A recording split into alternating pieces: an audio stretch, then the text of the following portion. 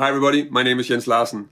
In this video I'm going to take 4 really common chord voicings that you probably already know, and then I'm going to take a turnaround in the key of C major, and then I'm going to show you how, if you open up the way that you think about and the way you use these voicings, you actually have thousands of variations on the turnaround available. If you want to learn more about jazz guitar, improve the way that you solo, check out some interesting arpeggios and chord voicings, then subscribe to my channel. If you want to make sure not to miss anything, then click the little bell notification icon next to the subscribe button. The basic set of chord voicings that I'm going to be using in this video are these: C major 7, A7 altered or A7 sharp 9, D minor 7, and G7 altered or G7 sharp 9.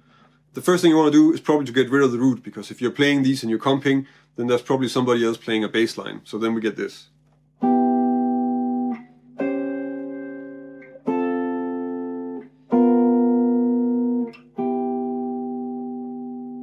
With these voicings, we can already start changing the melody a little bit. So for the C major, we can also just use the A as a top note. For the A7, we have A, B flat, C, and a C sharp. For the D minor 7, G, A, B, and C. And again for the G7 the same, so the same as the A7, so G, A flat, B flat, and B. Now we can play the turnaround like this.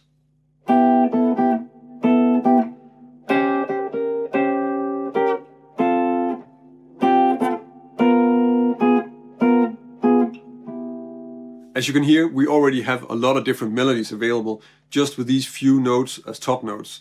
And you can really spend a whole day just coming up with interesting and really good sounding ways of comping the turnaround just using this. I'm not really going to go into more examples just like this. I'm just going to expand it even further and look at some different approaches. So the next thing we can do is to try and add melody notes that are not only on the same string, but maybe add the next string. So we have these 3-note voicings and they're on the middle set of strings. But we can now also extend the melody so we can use the top string as well. And then we have these top notes available for the C major, for the A7, for the D minor, for the G7. So if we use these notes for making melodies, then we can have an example like this.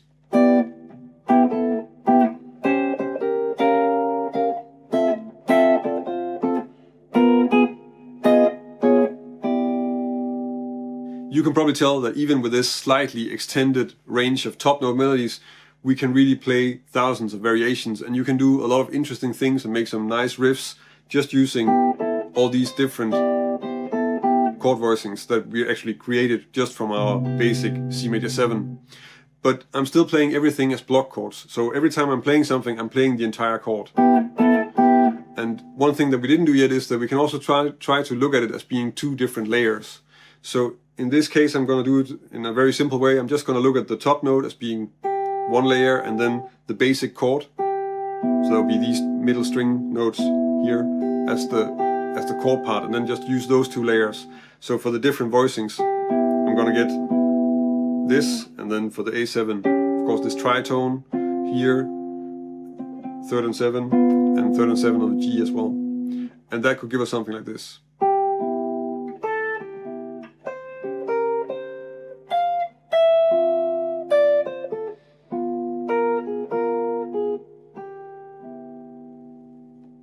Another approach that's going to give us a lot of different options is to start thinking about the chord voicings not as just a set of notes that we can play or as 2 layers, but as individual notes.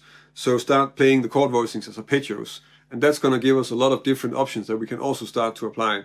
So instead of just playing this, or we can now start doing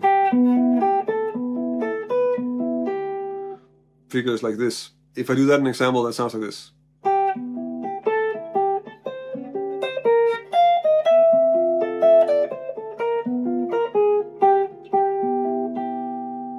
Of course, it's not going to be very often that you're going to be using only arpeggios like I just did in this example, but at the same time, this is something that you can throw in there once in a while, and that's going to be a great effect. So now we actually have the option to play different top note melodies.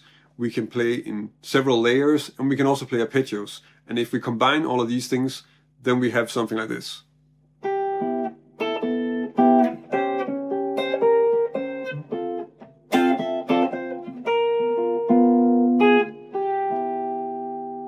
As you can tell, if you take a step back and look at the way that you're using something that's really already in your playing, you can find new ways of using it and you can get a lot out of that. And I think this way of looking at things is really useful for not only when you're playing chords, but also for stuff you do with soloing. So if you have some arpeggios or some scale choices and stuff like that, just look at what you're already doing, see if there's something you're missing or if you can come at it from a different angle, and then that's going to give you really a lot. And you already have it in your fingers and your system, so it's going to be quite easy to get into your playing. Now I'm curious, do you do exercises like this? Did I miss something with the way that I'm treating these chords? Do you have an extra idea? Then leave a comment on this video.